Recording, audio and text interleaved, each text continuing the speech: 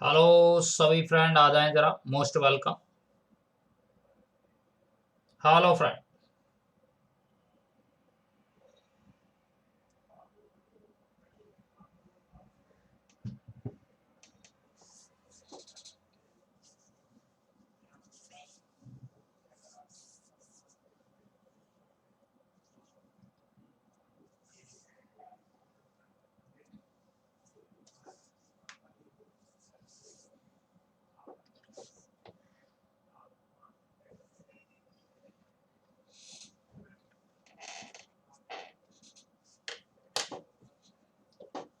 Most welcome सभी मित्रों का बहुत बहुत स्वागत है।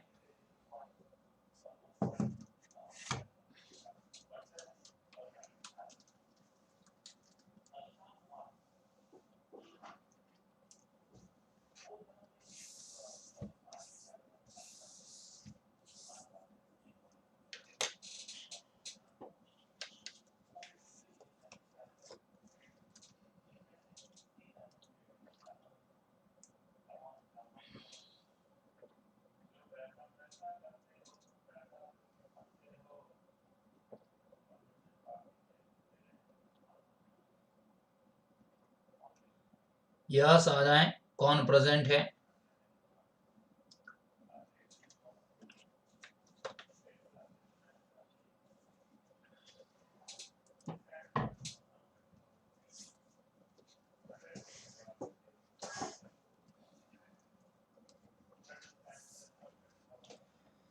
सभी मित्रों का बहुत बहुत स्वागत है। मैं के आर चावड़ा फिर से आपका इस मंच पर बहुत बहुत स्वागत करता हूं। जैसा कि आप सभी जानते हैं कि हमने पिछले सेशन में मोशन के अंदर जो 2D मोशन है और हमने उसके अंदर प्रोजेक्टाइल मोशन पढ़ लिया था। यस, आज हम प्रोजेक्टाइल मोशन को कंप्लीट करने के बाद में आगे बढ़ रहे हैं और फाइनली हम जो पढ़ने वाले हैं फाइनली हम पढ़ने वाले हैं आज सर्कुलर मोशन। तो आज का जो मुख्य टॉपिक है यस थम्स अप कर दीजिए। पहले थम्स अप कर दीजिए कौन प्रेजेंट है। Circular motion. सर्कुलर मोशन को हम कहते हैं वृत्तीय गति या वर्तुल गति। क्या कहेंगे? वृत्तीय गति या वर्तुल गति। देखिए जरा।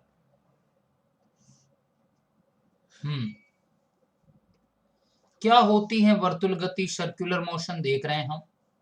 सर्कुलर मोशन का मतलब है कि जब कोई कण एनी ऑब्जेक्ट किसी वृत्तीय या वृत्ताकार पथ पर गति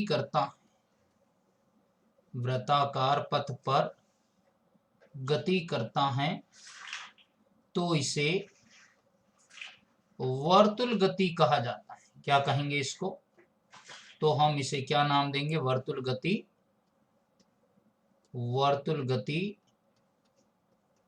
कहा जाता है।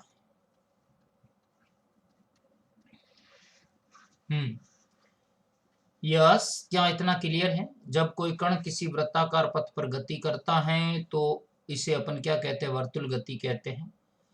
दूसरी बात यह है कि आपको इसमें यह भी देखना है कि अगर कोई कण, हम कहेंगे if any object revolve upon the circular path revolves upon the circular path is called as circular motion। हम उसे क्या नाम देंगे? सर्कुलर मोशन नाम देंगे। Anyone have a doubt? No doubt. इसी परिभाषा को, इसी डेफिनेशन को हम एक और नाम भी दे सकते हैं। क्या? कि यदि कण एक समान वेग से वृत्ताकार पथ पर गति करे वृत्ताकार पथ पर गति करे या गति करता है तो कण की इस गति को एक समान वर्तुल गति कहा जाता है। कण की इस गति को एक समान वर्तुल गति कहा जाता है। यस, क्या ये लॉजिक क्लियर हुआ आपको कि अगर कोई कण एक समान वेग से वृत्ताकार पथ पर गति करता है तो कण की गति को एक समान वर्तुल गति कहा जाता है। मैं कहूंगा if particle move with the uniform speed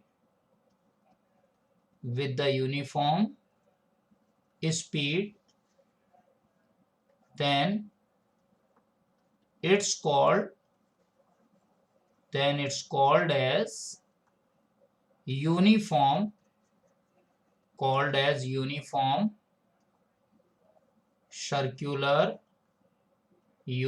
circular motion। इसे अपन क्या नाम देंगे? यूनिफॉर्म सर्कुलर मोशन नाम देंगे। अगर कोई कण क्या कर रहा है, एक समान वेग से वृत्तीय पथ पर गति कर रहा है, उसकी वेलोसिटी कांस्टेंट रह रही है, तो उसे अपन क्या नाम देंगे? एक समान वर्तुल गति, यूनिफॉर्म सर्कुलर मोशन नाम देंगे। कौन कौन से इसके एग्जाम्पल हो सकते हैं? फॉर एग्जाम्पल जैसे मैं कहूं कि जैसे एक इलेक्ट्रॉन है, फॉर एग्जाम्पल किसी इलेक्ट्रॉन का नाभिक की कक्षा में परिक्रमण, गॉट इट। जैसे एक रिवॉल्विंग इलेक्ट्रॉन है तो उसका जो रिवॉल्यूशन है,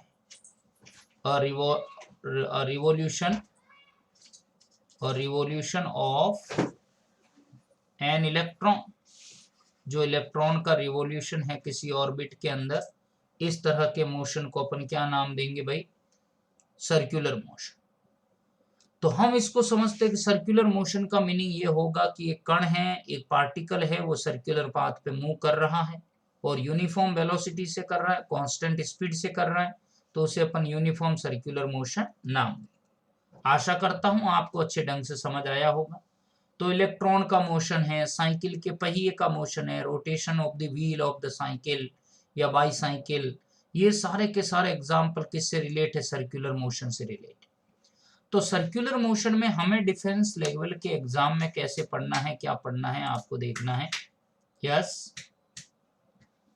तो सर्कुलर मोशन के अंदर आपको देखना है कि किस तरह से एक पार्टिकल एक्सेलरेशन प्रोड्यूस करता है, कितने उसमें एक्सेलरेशन होते हैं, वो दोनों बातें हमें सीखनी। देखिएगा,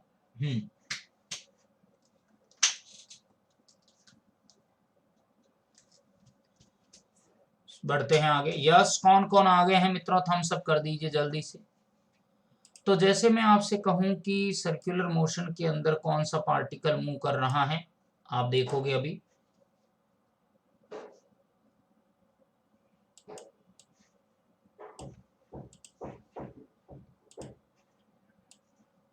जैसे मैं कहूं कि ये एक पार्टिकल की बात हो रही है, ये पार्टिकल एम मास का पार्टिकल लेके चल रहा हूं मैं। एम मास का पार्टिकल जो है वो इस सर्कुलर पाथ के ऊपर आर रेडियस के पाथ पे मूव कर रहा है। उसकी रेडियस कितनी है? सर्कुलर पाथ की रेडियस है r. Okay, no problem. Yes, okay. तो अब मैंने देखा, हेलो राहुल जी कैसे हैं? आ जाइए। Hello hello hello.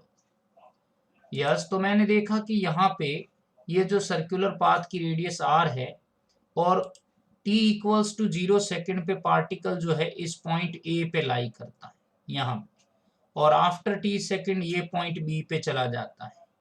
ये पार्टिकल का पॉइंट जो है ये ए है और ये जो है वो बी है। ये ए पॉइंट है और ये पॉइंट बी है। तो मैंने कहा कि आफ्टर t सेकेंड पार्टिकल कहाँ पहुंच जाता है? इस बी पॉइंट पे पहुंच जाता है। और बी पॉइंट पर पहुंचने के बाद में ये कितना एंगल सबटेंड करता है? यहाँ पे डेल्टा थीटा एंगल सबटेंड करता है। बिल्कुल बिल्कुल, आप डटे रहें। यस, तो ऐसी सिचुएशन में मुझे बताइए, यहाँ जो इसकी स्पीड थी, वो पार्टिकल की जो वेलोसिटी थी वो टेंजेंशियल डायरेक्शन में थी। तो इस टेंजेंशियल डायरेक्शन के अलोंग पॉइंट ए पर जो स्पीड है पार्टिकल की वो v है, और मैंने उसको किससे रिप्रेजेंट किया, एक टेंजेंट से रिप्रेजेंट किया। पॉइंट बी पे क्या हुआ, पॉइंट बी के ऊपर भी मैंने टेंजेंट ड्रॉ किया, तो मैंने देखा कि इस यहाँ पे पार्टिकल की जो स्पीड है वो इस डायरेक्शन में है, और उसको भी v से ही रिप्रेजेंट कर रहे हैं। बट b के ऊपर हमने दो कंपोनेंट रिजॉल्व किए हैं वेलोसिटी के। हाँ बिल्कुल बिल्कुल, b के ऊपर दो कंपोनेंट रिजॉल्व किए। ये मैंने कहा हॉरिजॉन्टल कंपोनेंट है और ये है वर्टिकल कंपोनेंट। तो फाइनली हमने देखा कि ये अलग कंपोनेंट है, ये वर्टिकल कंपोनेंट है। तो आप देखते हैं ये एंगल डेल्टा थीटा है, तो फाइनली ये जो एंगल बनता है वो हमारे पास डेल्टा थीटा आता है। क्लियर? तो इधर जो कंपोनेंट बनेगा v का वो हो जाएगा v cos डेल्टा थीटा, और इधर जो कंपोनेंट बनेगा वो होगा v sin delta theta. Okay, तो यहाँ पे दो टाइप के कंपोनेंट कौन कौन से आए हैं? पहला है टेंजेंशियल कंपोनेंट, स्पर्श रेखीय घटक। जो स्पर्श रेखीय घटक है tangential component, tangential component, tangential component, वो क्या आया है देखिए, वो है मेरे पास v cos delta theta, got it. और सेकंड पॉइंट जो है वो है त्रिज्यीय घटक।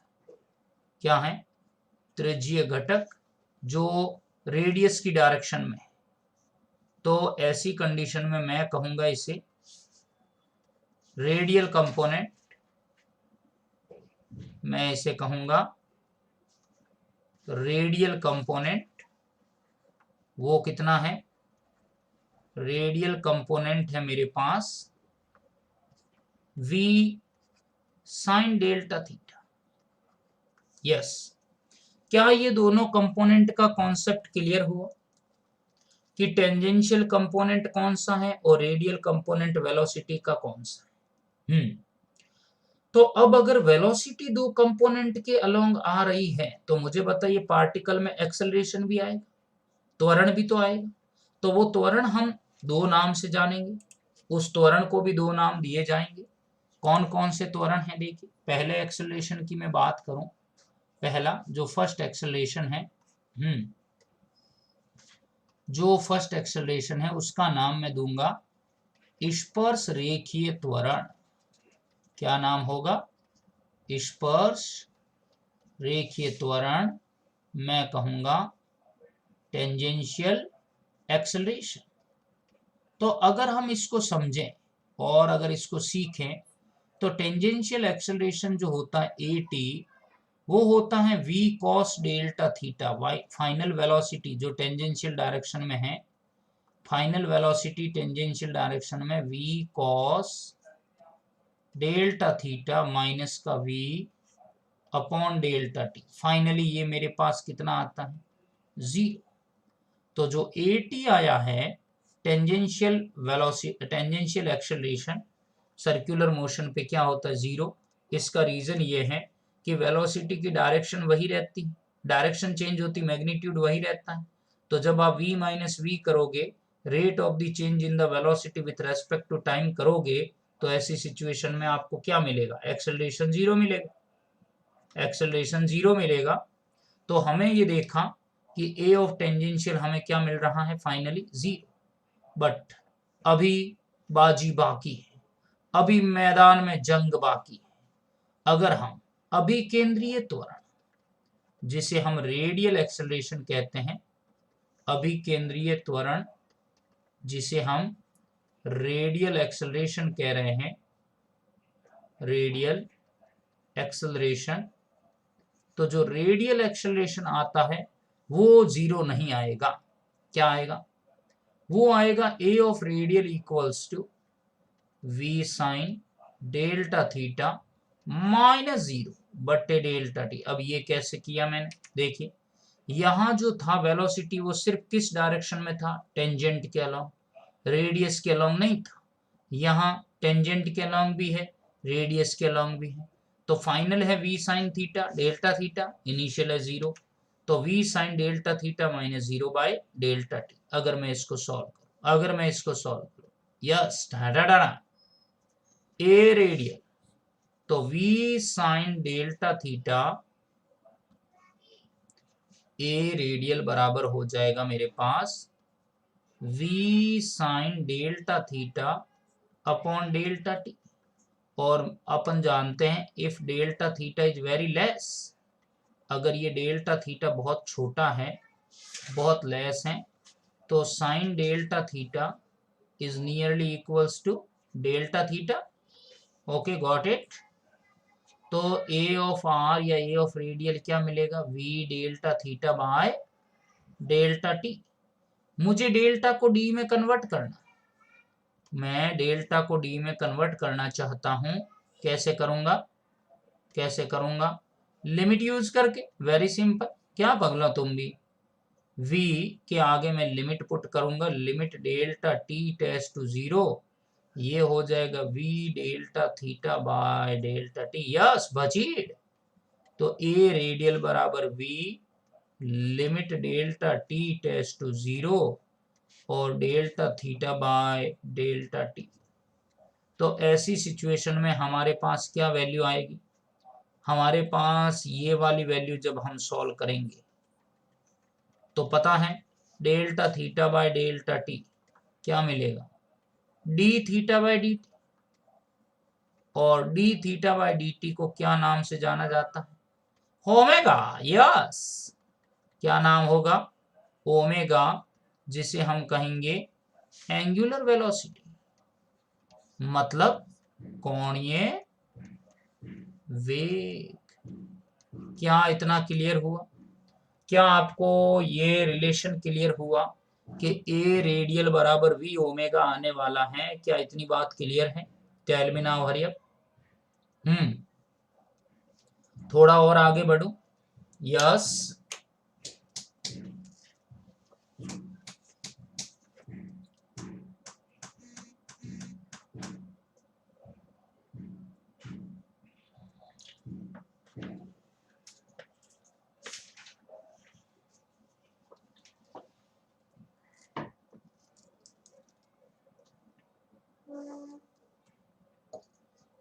यस,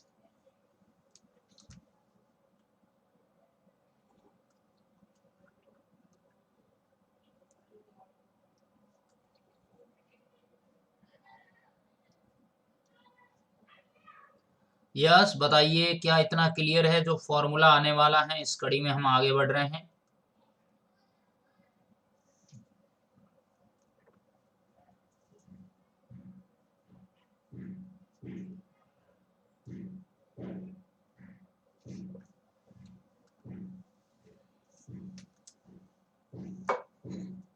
चलिए बढ़ते हैं आगे की तरफ, छूते हैं आसमान की बुलंदियों को और चढ़ते हैं आसमान के परिंदों की तरफ। यस, तो हम देखते हैं कि हमारे पास जो ए ऑफ रेडियल आ रहा है वो फाइनली क्या आया, वी ओमेगा। क्या आपको ये सूत्र क्लियर हुआ, hello hello hello friend, hello hello hello, yes clear. अब ये फॉर्मूला तो आपको क्लियर हो गया, ये तो एक फॉर्मूला है। नेक्स्ट कड़ी में इसका एक और फॉर्मूला आ रहा है, देखिए क्या है, हम पढ़ चुके हैं v is equals to are omega, रेखीय वेग और कोणीय वेग में संबंध, वैल्यू पुट कर दी मैंने। तो a ऑफ रेडियल क्या आएगा, v की जगह पे वैल्यू पुट करना है, a ऑफ रेडियल हो गया v की जगह r ओमेगा, और यहाँ पे ओमेगा पढ़ाई है, तो a रेडियल बराबर क्या आ गया मेरे पास, r ओमेगा स्क्वायर। यस बोलिए पगलों, tell me now friend, tell me now, tell me now, tell me now, r omega square. ये फॉर्मूला नंबर सेकंड है। अब आपके सामने आने वाला है फॉर्मूला नंबर थर्ड, आप देखते रहें क्या होगा। Yes, a r is equals to है मेरे पास वी ओमेगा, और हम ये भी पढ़ चुके हैं, क्या पढ़ चुके हैं पगलों, v equals to are omega, omega equals to V by R, क्यों ना वैल्यू पुट कर दो, तो a of R equal to V by R. Yes, बचीड़ बचीड़ बचीड़ बचीड़ बचीड़, very very popular formula, very very popular formula मित्रों, ये कई बार पूछा जाता है, और इसी को हम अभिकेंद्रीय त्वरण का सूत्र भी कहते हैं, जो बहुत पॉपुलर है। हालांकि फॉर्मूले तो 3 हैं, पर इसी को हम सेंट्रीपिटल एक्सेलरेशन भी कहते हैं, और इसी को हम रेडियल एक्सेलरेशन भी कहेंगे। बहुत ज्यादा पॉपुलर है ये फॉर्मूला, डायरेक्ट फॉर्मूला पूछा गया है, मैं सर्कुलर मोशन के क्वेश्चन कराऊंगा, उसमें भी ये कॉन्सेप्ट आएगा। तो क्या इतनी बातें क्लियर हुई मेरे प्यारे दोस्तों, मेरे प्यारे साथियों, देश के नौजवानों? यस, टेल मी नाउ, बताइए। सरसों से भरे खलियान जहां मैं लौट के भंगड़ा पा न सकूं, आबाद रहे मेरा गांव जहां मैं लौट के घर को जा न सकूं, हाय तेरी मिट्टी में मिल जावा, गुल बन के यूं खिल जावा, इतनी सी है ये दिल की आरज़ू, तेरी बगियों में बह जावा। यस, बताइए friend, anyone have a doubt? No doubt. चलिए आगे बढ़ते हैं, नेक्स्ट हम कंटिन्यू करते हैं इसी कड़ी को, सर्कुलर मोशन को आगे बढ़ाएंगे, और अब हम पढ़ने वाले हैं, अब जो हम पढ़ने वाले हैं वो है हमारा अभिकेंद्रीय बल। क्या है?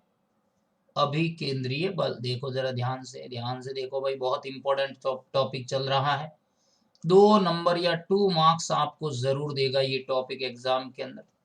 अभिकेंद्रीय, अभिकेंद्रीय बल कहने का मतलब जो मैं आज पढ़ा रहा हूं उसमें से आपके 2 नंबर के क्वेश्चन या 2 मार्क्स के क्वेश्चन तो जरूर आते हैं। सेंट्रीपिटल फोर्स,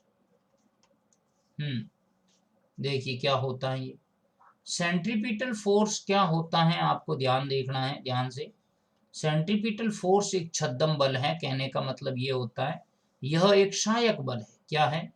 यह एक सहायक बल है, ये मूल बल नहीं है, यह एक सहायक बल है, हेल्पिंग फोर्स। तो क्या किस लिए हेल्प चाहिए भाई इसकी, क्यों हेल्प चाहिए? It is the helping force. क्या जरूरत है भाई, क्यों इसको सोते हुए जगाना? It is the helping force, ये एक सहायक बल है। दूसरा पॉइंट, किसी कण को वृत्तीय पथ पर घुमाने के लिए, किसी कण को वृत्तीय पथ पर, किसी कण को वृत्तीय पथ पर घुमाने के लिए आवश्यक बल, घुमाने के लिए आवश्यक बल है। कहने का मतलब है अगर किसी पार्टिकल को रिवॉल्व कराना है सर्कुलर पाथ पे, तो सेंट्रीपिटल फोर्स के बिना आप सपने नहीं देख सकते, सीधी सी बात है। It's used to revolve a object upon the circular path. आया पगलों समझ में? आपको सर्कुलर पाथ पे किसी ऑब्जेक्ट को रिवॉल्व कराना है तो सेंट्रीपिटल फोर्स की बिना हेल्प से आप कुछ नहीं कर सकते। पॉइंट नंबर 3 क्या है? पॉइंट नंबर 3 ये है, इसकी दिशा, जो इसकी डायरेक्शन है, इसकी दिशा हमेशा केंद्र की तरफ होती है। इसकी दिशा हमेशा केंद्र की तरफ होती है। मतलब ये किस तरफ एक्ट होता है? It's always act towards it's always act towards to the centre of orbit, या जो भी अपन ऑर्बिट कक्ष कह सकते हैं उसके अलावा। कहने का मतलब है जैसे एक इलेक्ट्रॉन है, वो न्यूक्लियस के अराउंड में रिवॉल्व कर रहा है, तो सेंट्रीपिटल फोर्स के बिना तो वो रिवॉल्व कर नहीं सकता। तो सेंट्रीपिटल फोर्स उस समय किधर लग रहा है? आउटर टू इनर, कहने का मतलब बाहर से अंदर की तरफ, always centre to the orbit, centre की तरफ लग रहा है। तो ये चीज आपको क्लियर होनी चाहिए। यस, बताइए क्या इतना क्लियर है? Tell me now.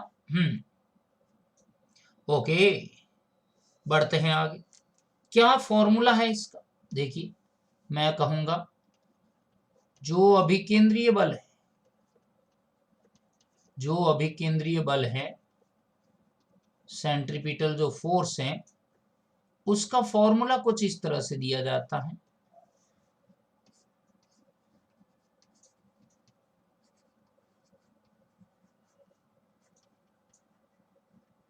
कैसे? Centripetal force Fc is equals to, क्या मिलेगा मुझे?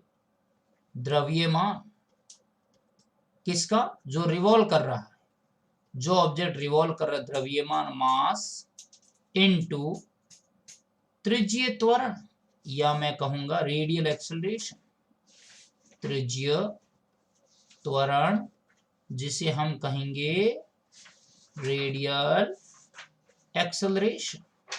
याद रहेगा? तो centripetal Fc is equals to mass m, radial acceleration क्या आया अभी? v²/r। तो Fc इज इक्वल्स टू क्या मिलेगा मुझे? mv²/r। क्या आपको ये फॉर्मूला लर्न होगा? क्या ये फॉर्मूला याद रहेगा मेरे देश के नौजवानों, साथियों? बताइए। Tell me now friend. Yes,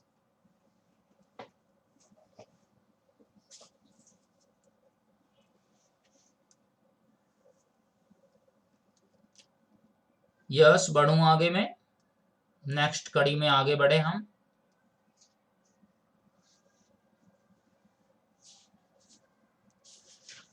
okay, अब हम आगे की तरफ चलते हैं। ये फॉर्मूला तो आपको क्लियर हो गया। इसी कड़ी में हम आगे बढ़ रहे हैं और हम कुछ चलते हैं नए टॉपिक की तरफ। और हमारा जो सर्कुलर मोशन में नेक्स्ट टॉपिक है वो है सड़क में करवट या बंकन। कि सड़क में करवट या बंकन क्या है? हम कहेंगे बैंकिंग इन द रोड। सड़क में करवट या बंकन, banking in the road. Clear? देखिएगा ये क्या है। सड़क में करवट या बंकन का क्या मीनिंग है, मैं आपको बताना चाहूंगा। इसका मीनिंग ये है कि अगर किसी बॉडी को सर्कुलर मोशन पे या वृत्तुल पथ पे या किसी चौराहे पर सुविधा पूर्वक, मतलब इजीली आपको मोड़ देना है, टर्न देना है, तो जो रोड का आउटर एज है, जो सड़क का बाहरी किनारा है, वो कुछ ऊपर उठाया जाता है, आंतरिक किनारा कुछ नीचे रखा जाता है। तो बाहरी किनारे के ऊपर उठाने, आंतरिक किनारे के नीचे बैठाने के ये जो घटना है, इस इवेंट को अपन क्या कहते हैं? इस वेरिएशन को बंकन कहते हैं। कहने का मतलब है सड़क के बाहरी किनारे का ऊपर उठा होना और आंतरिक किनारे का नीचे होना, ये जो डिफरेंस है, ये जो गैप है, इसे अपन बैंकिंग इन द रोड कहेंगे। तो मैं लिख देता हूं, सुनिए। क्या मतलब है? मैं कहूंगा वाहन को सरलता से मोड़ने के लिए, वाहन को सरलता से मोड़ने के लिए सड़क के बाहरी किनारे, सड़क के बाहरी किनारे को आंतरिक किनारे की तुलना में सड़क के बाह्य किनारे को आंतरिक किनारे की तुलना में कुछ ऊपर उठाने की जो घटना है इसे अपन क्या नाम देते हैं? सड़क में करवट कहते हैं, बैंकिंग इन द रोड कहेंगे। तो मैं कहूंगा when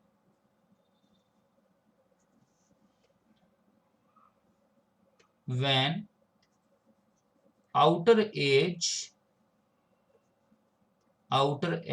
of the road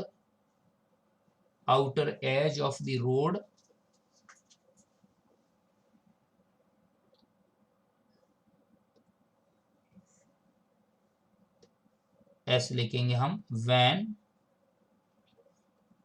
outer edge of the road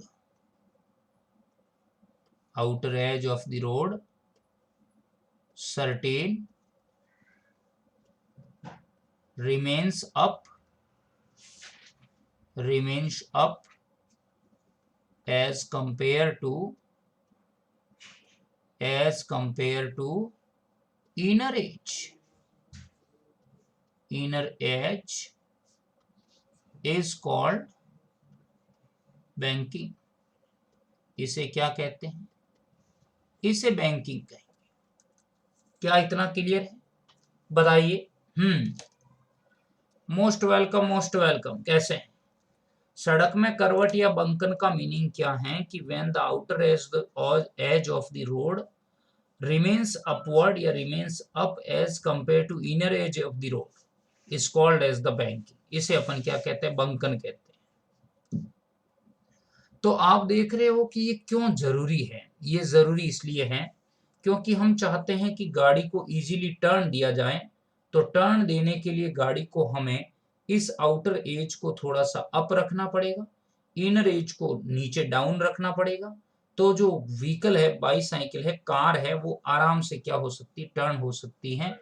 इसे बैंकिंग कहते हैं। और अगर दोनों लेवल के बीच के एंगल की बात करें तो उसको बैंकिंग एंगल कहेंगे। क्या कहेंगे? Banking angle.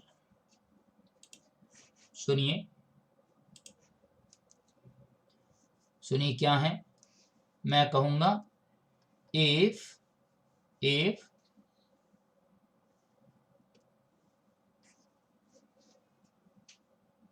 बाह्य किनारे तथा आंतरिक किनारे के मध्य बने कोण को, आंतरिक किनारों के मध्य बने कोण को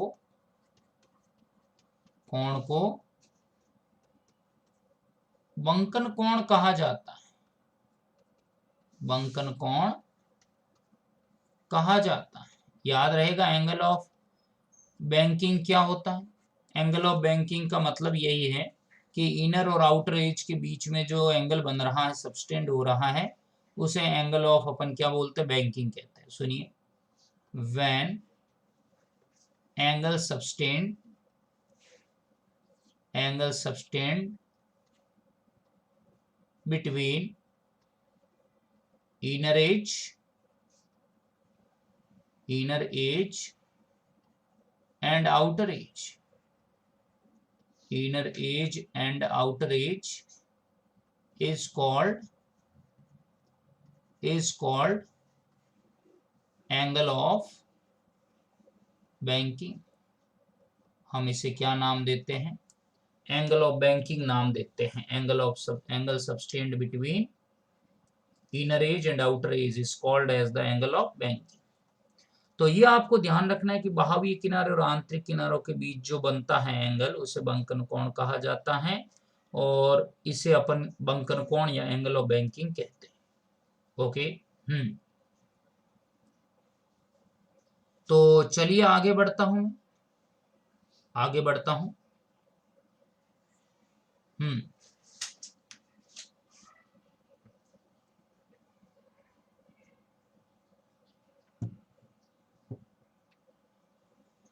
अब ये कैसे बनेगा, किसी रोड के ऊपर बॉडी कैसे मूव करेगी, कार का मोशन कैसे होगा, हम देखते हैं और उसी को समझते, उसी के रेस्पेक्ट में हमें ये चीजें सारी क्लियर हो पाएगी। देखिएगा जरा ध्यान से।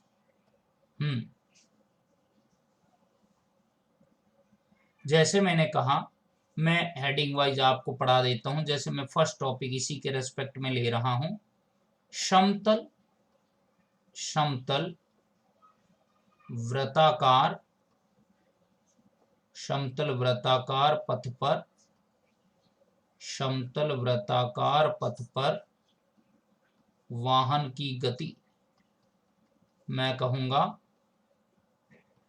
Motion of the car upon plane circular path.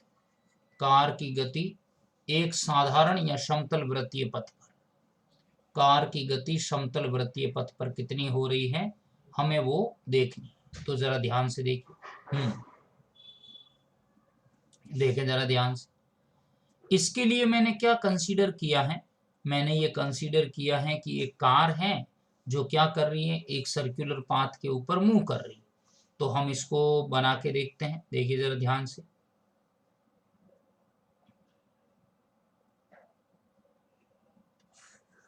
ये मान लीजिए सर्कुलर पाथ है, और ऐसी सिचुएशन में कैसे होगा ये पाथ पूरा कंप्लीट ट्रेवल, अभी बताते हैं। देखिए, यस, मैंने देखा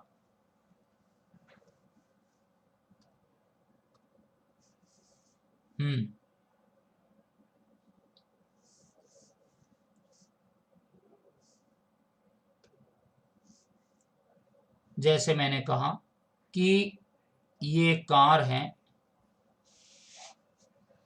और वो इस सर्कुलर पाथ पे क्या कर रही है, मूव कर रही है। सिंपल है, कोई दिक्कत नहीं इसमें। तो मैंने कहा कि ये जो कार है वो इस सर्कुलर पाथ पे मूव कर रही है कुछ इस तरह से, आप सभी देख पा रहे हैं।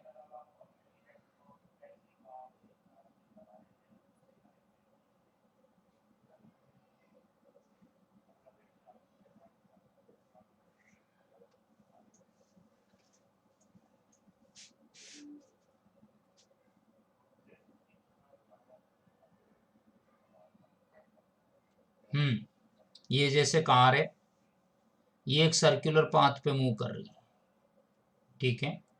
मैंने इसको कोऑर्डिनेट के माध्यम से समझाया, देखें जरा। तो मैंने कहा कि भाई ये जैसे कार है, तो ये कार है तो इसका वेट mg डाउनवर्ड होगा। अब ये ऐसे टर्न ले रही है, ये टर्न ले रही है, ये ड्राइवर है, यहाँ स्टीयरिंग वगैरह ये वाला मामला है। तो आप देखेंगे कि ये टर्न ले रही है। तो ऐसी सिचुएशन में मुझे बताइए, जो इस कार का वेट होगा वो वेट किधर जाएगा, वो mg, जो मैं कहूँ वो mg डाउनवर्ड ही होगा। तो कार का जो वेट है वो mg तो डाउनवर्ड लग रहा है। अब कार के वेट को बैलेंस करने के लिए कौन सा फोर्स लगता है, वो होता है नॉर्मल फोर्स, जिसे अपन रिएक्शन फोर्स कहते हैं। तो वो होता है आर, आर इधर लग रहा है, ये वाला जो आर है वो कुछ इस तरह से एक्ट हो रहा है यहाँ पे। Got it. अब मुझे बताइए, जैसे ये टर्न लेगी तो ये जो कार के व्हील हैं वो व्हील ज्यादा कांटेक्ट में आएंगे रोड के। अगर ये रोड के कांटेक्ट में ज्यादा आए तो फ्रिक्शन फोर्स क्या लगेगा, यहाँ इन पहियों के रेस्पेक्ट में फ्रिक्शन फोर्स भी काम करेगा। तो जो घर्षण काम करेगा, जो फ्रिक्शन काम करेगा, वो कुछ इस तरह से काम करेगा, इस डायरेक्शन में। देख पा रहे हैं आप सभी, ये फ्रिक्शन काम कर रहा है, नाम लिख दिया मैंने एफ एस। ओके। अब कार को रिवॉल्व करना है, तो कार को रिवॉल्व करने के लिए चाहिए क्या, सेंट्रीपिटल फोर्स। बिना सेंट्रीपिटल फोर्स कार सपने नहीं देख सकती घूमने के। अगर कार को घूमना है तो सेंट्रीपिटल फोर्स तो होना ही चाहिए। तो सेंट्रीपिटल फोर्स लग रहा है इस साइड में, मैंने कहा mv²/r। अब आपके मन में उठ रहा है क्या एक क्वेश्चन, क्वेश्चन ये है कि सर ऐसा कैसे पॉसिबल है, ऐसा कैसे पॉसिबल है। यस, कि mv²/r तो हमेशा सेंटर की तरफ होता है ना। अरे सेंटर की तरफ तो होता है, मैं जानता हूं, अभी भी ये सेंटर की तरफ ही है, परंतु हमने सिर्फ इसका फ्री बॉडी डायग्राम बनाया है जो ये रिप्रेजेंट करता है कि mv²/r और fs क्या है, एक दूसरे को मैनेज कर रहे हैं। कहने का मतलब ये है कि ये दोनों एक दूसरे को क्या कर रहे हैं, ये दोनों एक दूसरे को बैलेंस कर रहे हैं, ये मतलब है इसका। आया समझ में? तो इतनी बात आपको क्लियर हो जानी चाहिए कि फ्रिक्शन किधर लग रहा है और कार किधर टर्न हो रही है, तभी आपको ये अगले कॉन्सेप्ट में समझ आ पाएगा ढंग से। Most welcome friend, most welcome. तो अब देखो, अगर मैं संतुलन अवस्था की बात करूं, संतुलन अवस्था में, इन द बैलेंसिंग कंडीशन, संतुलन अवस्था में, इन बैलेंसिंग कंडीशन,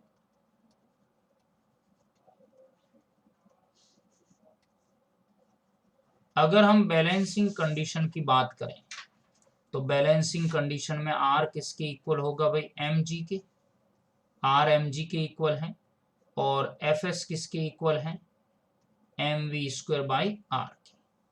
गॉट इट? ये मैंने इक्वेशन फर्स्ट नाम दे दिया। ये दिखाई नहीं देगा, ओके। थोड़ा सा इसको नीचे ले लेते हैं, देख लीजिए।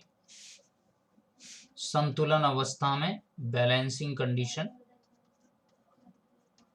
संतुलन अवस्था में, इन बैलेंसिंग कंडीशन, अगर मैं बैलेंसिंग कंडीशन की बात करूं तो क्या कौन से फोर्स किसको बैलेंस करेंगे?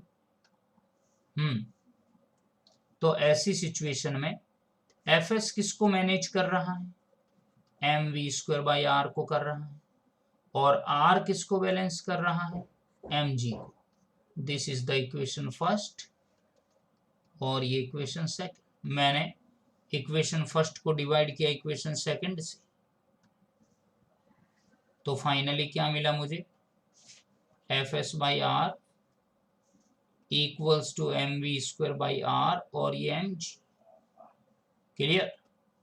बचीड़ क्या मिला मुझे, v²/rg is equals to fs/r, और आप जानते हैं fs/r जो होता है वो होता है mu.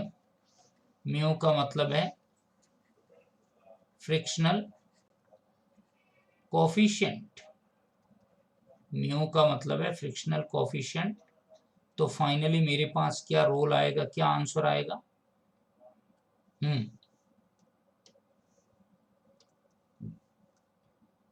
v²/rg equals to mu, v² equal to mu rg। तो v इक्वल्स टू क्या आएगा, √μrg।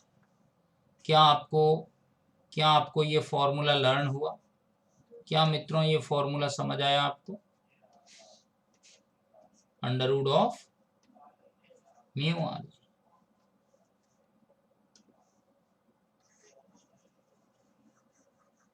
Tell me now friend, क्या इस बात का आभास हुआ कि ये फॉर्मूला जो है वेलोसिटी का फ्रिक्शनल कोफिशिएंट की टर्म में है, रेडियस ऑफ सर्कुलर पाथ और ग्रेविटेशनल एक्सेलरेशन की टर्म में है? बताइए। ओ मेरा भोला है भंडारी, करे नंदी की सामारी, शंभु नाथ रे शंकर नाथ रे, हो भोलेनाथ रे महादेवा हरे। क्लियर है? तो ये बात आपको क्लियर याद रखनी है कि v इक्वल्स टू √μrg जो है फ्रिक्शनल कोफिशिएंट की टर्म में सर्कुलर स्पीड जो है वो कार की स्पीड है सर्कुलर मोशन के ऊपर। ये कब था? ये तब था जब सड़क में करवट नहीं थी। कहने का मतलब दोनों लेवल बैलेंस थे। मैंने लिखा भी है plane circular path. Plane circular path का मतलब है अभी सड़क में बैंकिंग नहीं है, सिर्फ फ्रिक्शन फोर्स लग रहा है। बैंकिंग वाला करवा रहा हूं मैं, अब करवा रहा हूं बैंकिंग का ऑप्शन। तो सुनिए, कहने का मतलब है, मैं कहूंगा, अब पढ़ा रहा हूं मैं आपको, बंकन तल पर गति, बंकन तल पर गति, motion upon circular path.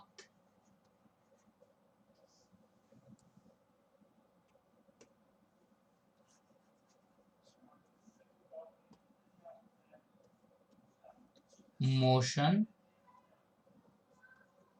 Upon the banked path, बंकन तल पर गति। ये कैसे होगा, सुनिएगा जरा ध्यान से। इसके लिए मैंने ये माना कि जैसे मान लीजिए ये कार है और वो इस सर्कुलर पाथ पे मूव कर रही है, ये कार है एक ऐसे सर्कुलर पाथ पे मूव कर रही है। ये कार आप देख पा रहे हैं, वाव वेरी ब्यूटीफुल कार।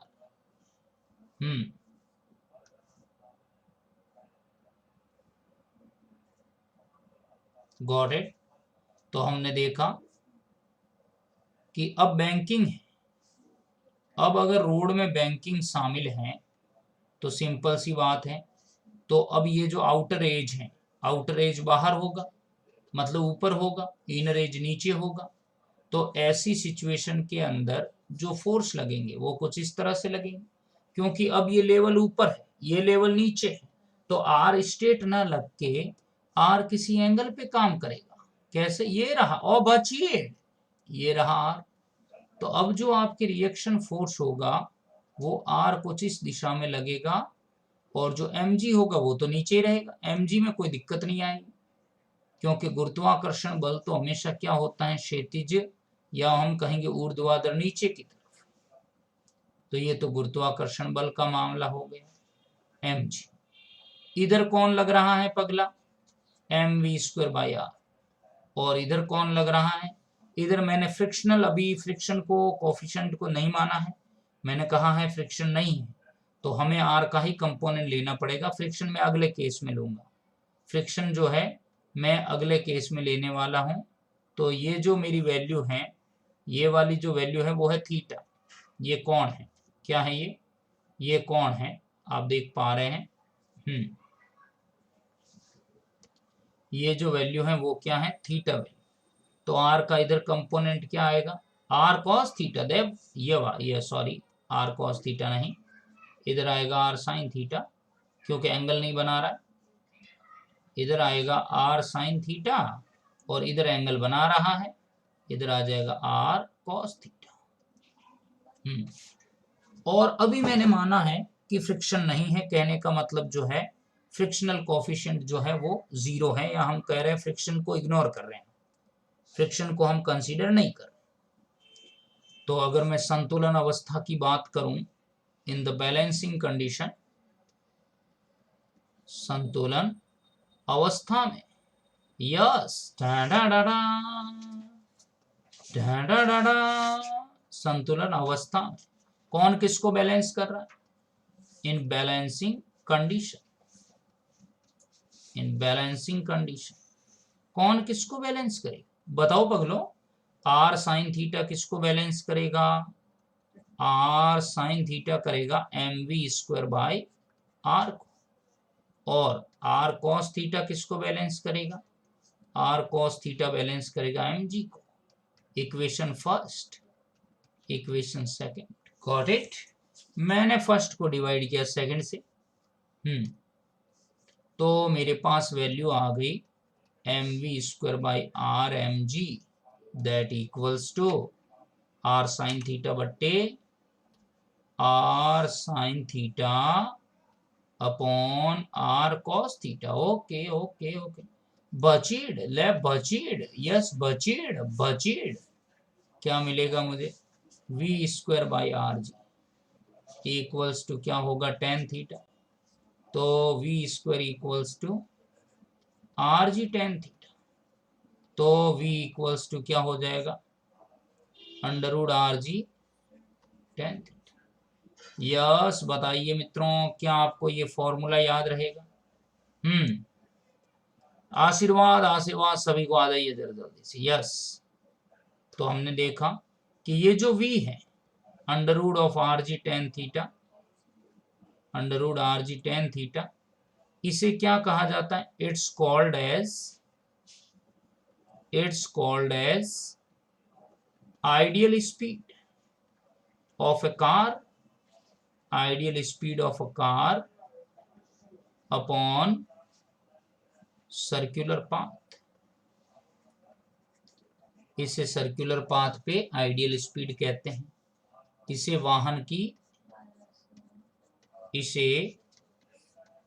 वाहन की आदर्श चाल का दर्जा दिया जाता है। आदर्श चाल क्या मतलब है इसका? इसका मीनिंग ये है कि किसी भी गाड़ी को, कार को अगर सर्कुलर पाथ पे मूव करना है तो हमें सर्कुलर पाथ पे इस गाड़ी को इस स्पीड से मूव करना चाहिए जिससे कार या कोई भी व्हीकल है तो उसमें स्लिप होने के चांस बिल्कुल रिमूव हो जाएं और गाड़ी सेफली मूव कर जाए, सर्कुलर पाथ को क्रॉस कर जाए। बताइए फिर, क्या इतनी सारी बातें क्लियर हुई? टेल मी नाउ, क्या ये सारी चीजें क्लियर हैं?